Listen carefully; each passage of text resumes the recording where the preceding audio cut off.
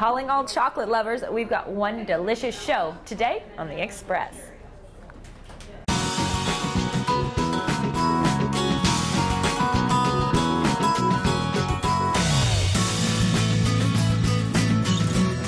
On today's show, key thing to pairing chocolate and wine is just making sure that the chocolate that you have with it is not as sweet as the actual wine. A wine and chocolate pairing in Coquitlam. It tastes excellent. We dance with our dogs.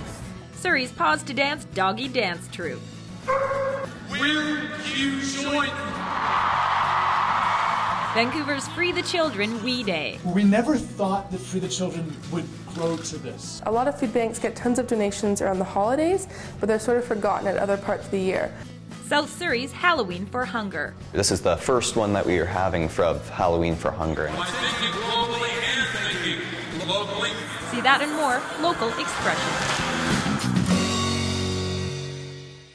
Welcome to The Express. I'm Johanna Ward. The West Coast Chocolate Festival kicked off this week, and we've been lured to Coquitlam's Mackin Heritage House by the decadent. We all know that food and drink is a great motivator, and we see it up first with good karma. It's a dish and dazzle for the deserving.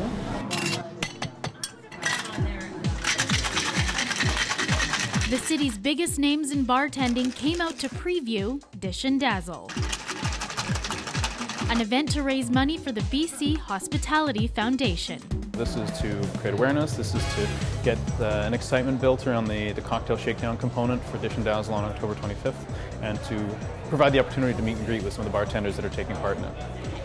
And you can see the look on George's face. He is just absolutely so delighted that he can actually go out to have a coffee with his friends, walk around the garden, meet his grandchildren. In our industry, unfortunately, there are people that fall through the cracks. They're not covered by benefits, they don't have insurance, there's transients, there's part-timers. So unfortunately, when a crisis arises, through no fault of their own, there's sometimes nowhere to turn. The Georges family can attest to the generosity of the foundation. The foundation gave me a life of breath. For instance, they installed me the elevator. This way I can go down and I can go around and I have to stay in the house. Frank worked in the hospitality industry as a chef for over 12 years.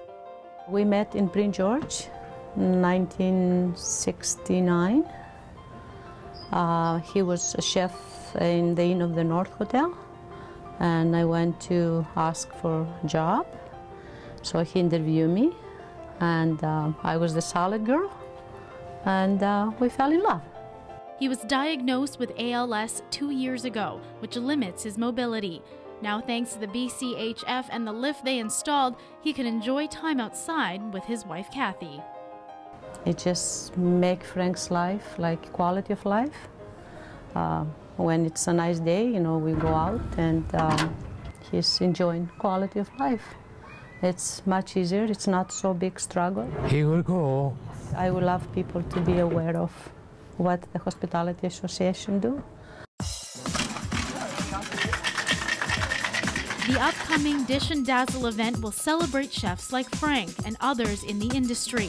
They hope to raise over $60,000 to help more families. It's all about excellence, and it's all about passion and camaraderie.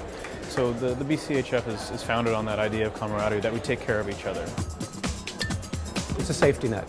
Where else do you turn? You can turn to the Hospitality Foundation. And this is exactly what Kathy and Frank are grateful for. I'm just so emotional, I can't explain how I feel inside in my heart. I have no words to express about the Hospitality Association. They're wonderful what they do for people like Frank with this illness, with ALS or other illness too. It's so nice. God bless them.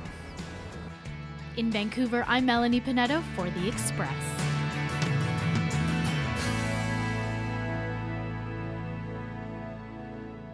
The BCHF not only supports people like Frank, but it also supports culinary and hospitality programs with their scholarships. And their next big event happens on October the 25th. You know what? There's all kinds of delicious events happening this month. 165 chocolate events in 28 days with the West Coast Chocolate Festival.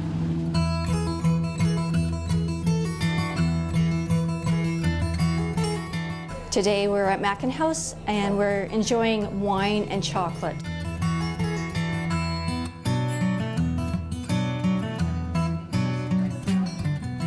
So, you know, chocolate lovers say there's 4 major food groups, dark chocolate, white chocolate, truffles, things like that. For me, there's 2. There's chocolate and wine. Yeah? That's a good way to look at it. I think so. I'm in the right place here. So is there really, like, can you go wrong when you're pairing chocolates with wine? You can really. Like, the thing that you want to do is to actually make sure that you have the wine coming across as well as it can. So if you go with something sweet and you don't have a sweeter wine, you're going to end up tasting that wine as bitter. This doesn't look very chocolatey to me. There is Chev on top. There's dark chocolate ganache underneath it. Oh my gosh, that sounds delicious.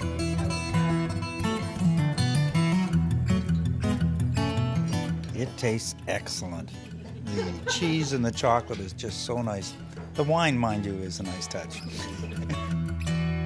And in this case, we have a savory dish. So you've gone with an iced cider? Iced cider, yes. There's a lovely cidery out of Kelowna, Ravens Ridge.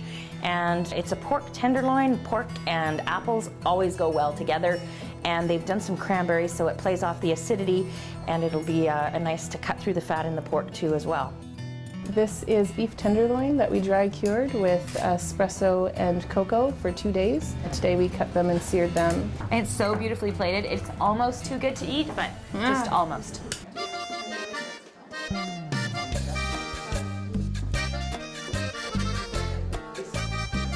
I tried the wine with the pork pairing and it was just lovely. It really complemented it. It was an amazing flavor, actually. Not something I've ever tasted before.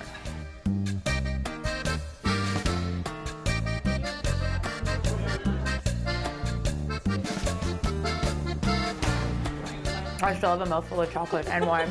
Mission bliss right now, you know. This is like my heaven, Cassandra. The West Coast Chocolate Festival runs to November the 10th, and we have tickets to give away to some of the big events. That's coming up later on the show. But right now, the big event is something that took 3 years of planning and $30,000 of fundraising. Oh yeah, and a whole bunch of dancing dogs. It's been 3 years in the making. Because we're having our 10th anniversary, we wanted to do something special. So we're having a gala performance, and it's about 1 hour and 3/4 long. It's narrated, musical. I'm better fill you in what's been going on. Involving human and canine alike.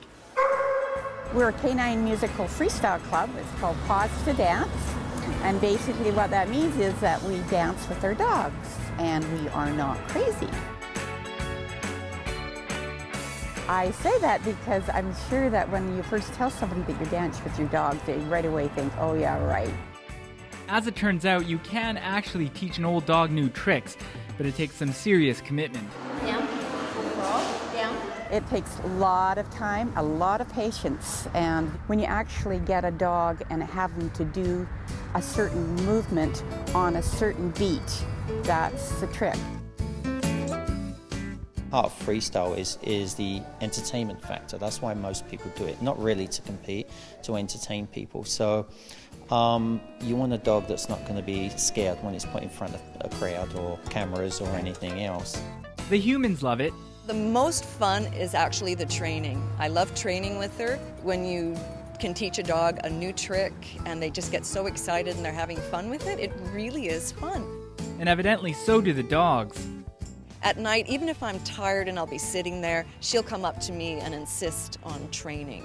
And you'll find a lot of the dogs here do that. You know, they want to do it. It's just a fun way of connecting with the dog. Their upcoming performance is meant to showcase how technically challenging canine musical freestyle can be. It's a new sport. A lot of people haven't seen it, so they don't really know what to expect. The show will even incorporate indoor kite flyers. And even the dogs are impressed. It's a huge undertaking. It's been a long, long time. We've had to make all our costumes. We've made all the props.